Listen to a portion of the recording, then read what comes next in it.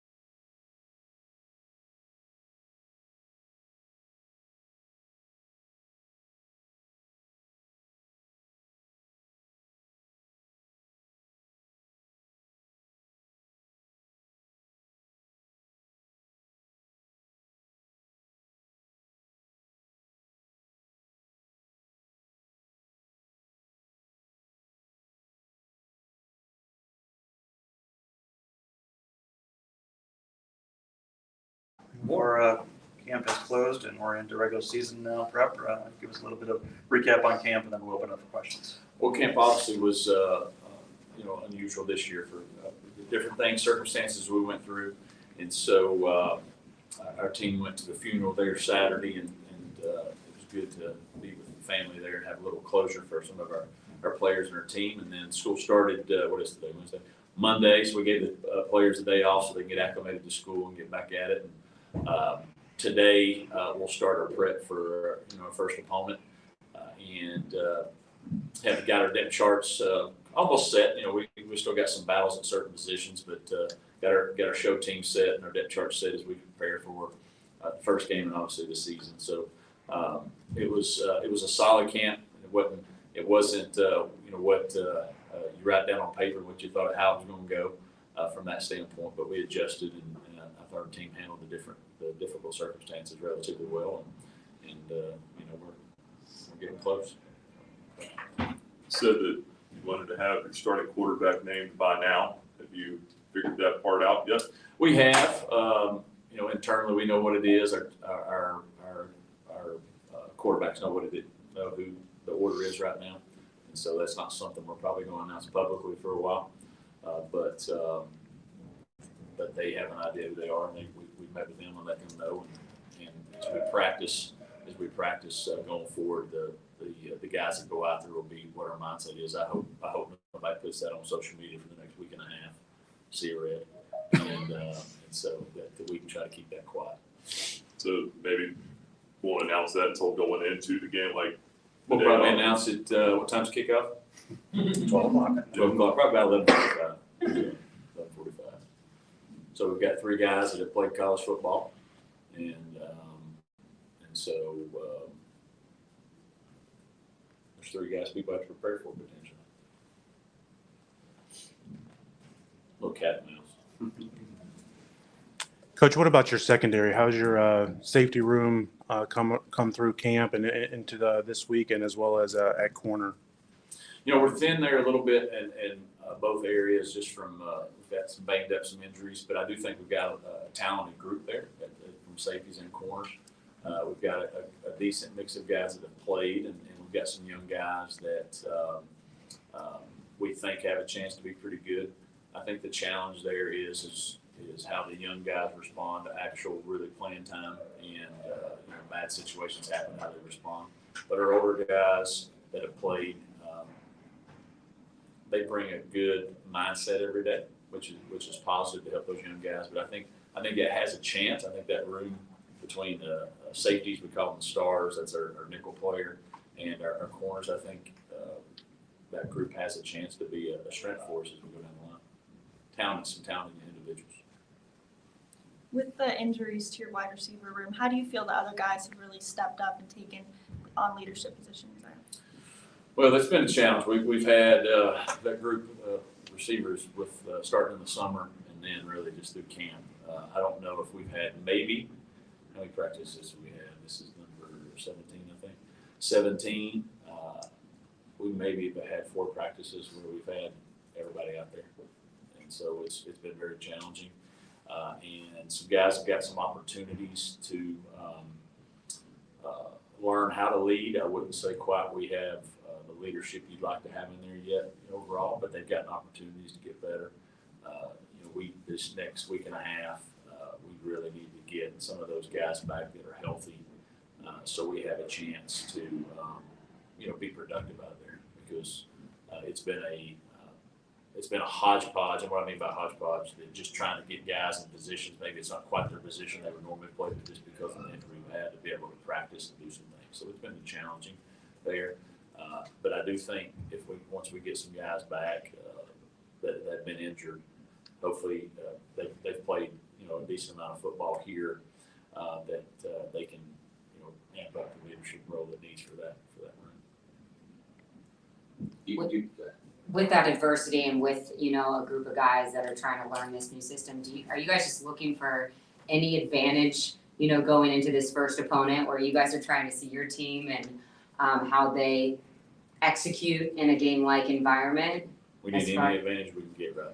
So Yeah, that's part of it. Part of it, you got to try to find a way to win the game, right? No matter what you have, and so that's what we're trying to do, and also get your team in all three phases prepared for. We're shooting for a 14-game season. That's what we want to have, and so to do that, you got to prepare accordingly. And so it's been a challenge with a lot of different things that have happened, but that's what we're preparing for. And nobody's so sorry for you. Nobody's gonna give you an excuse. And we're not gonna make an excuse. If you want an excuse, you can always find one. If you want an opportunity, you can always find an opportunity. So we're out looking for opportunity to find a way to win games and be our best every time we kick it off. And so everything that we're doing now is to try to help us for that first game. Talking about the grind at camp, a lot of times you'll hear that. Now when you're shifting gears to preparing for a specific opponent, do you feel like in some ways that's like for a coach and for players kind of a fresh kind of start? Does it feel like it brings a little extra juice knowing now you're kind of making that transition to actually focusing on a specific team itself? Yeah, it was good. I mean, this camp felt like it was forever. Probably it wasn't the hardest camp as far as from just practice, but just all the different things. It felt like we were here 4 months. That's why I had to get my haircut. It had so much duration. But I do think once you get into school, then the players have a sense, hey, something's coming, and the urgency that's needed, it starts to pick up a little bit. And so, and from a coaching standpoint as well, you're ready to, all the game plan, the different things that you've done, you're ready to see it in action, put it in action, and help start developing your team. So there's always an excitement thing, but it's getting closer. Has there been any health-wise, anything new there, or you feel pretty good about where you are since the last couple of injuries happened? No, we've been banged up quite a bit for whatever reason. So I couldn't. I mean, if I brought the injury list in here, we'd be here an hour. So we'll get where we need to be over the next. We still got, what is today, Wednesday? So we still got 10 days, I guess. I told the team we had 12 days to play the game, and we were like 20 days out. So that's my head's all messed up on that. But we've got some positions that need to get healthy. Some nicks and knacks and different things that you deal with. And so I'm hoping by next week, by next Wednesday, 7 days from now, we'll hopefully have everybody back that we need to have back that can't come back. That's the plan, as long as everybody stays healthy there. But we've got some healing that needs to be done to be able to get everybody back between now and then. We talked with Coach McGee yesterday, and he talked very highly of T.J. Bush, and I know you've talked about him some too. How unusual is it to have a true freshman that could make an impact, such a big impact that you're hoping for at a line position? And what is it about him that kind of makes you think, and the coaching staff think he's ready? Well, it is unusual for any freshman to come in and have a chance to play, let alone up there at that position because of the physicalness. The thing that makes him unique, one, he's a talented individual, but he has great strength for a young person, but also he understands the game of football. He's been coached really well.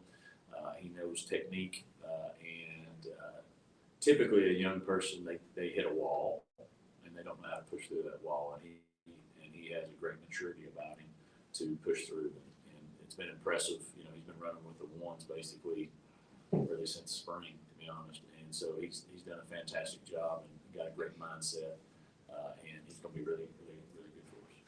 The class is starting up, campus packed again. Does your mind start thinking a little bit about what you look at that stadium, and that's not far away from being filled with all these people? Do you start thinking about that? How excited does that get you and your team even thinking ahead of it?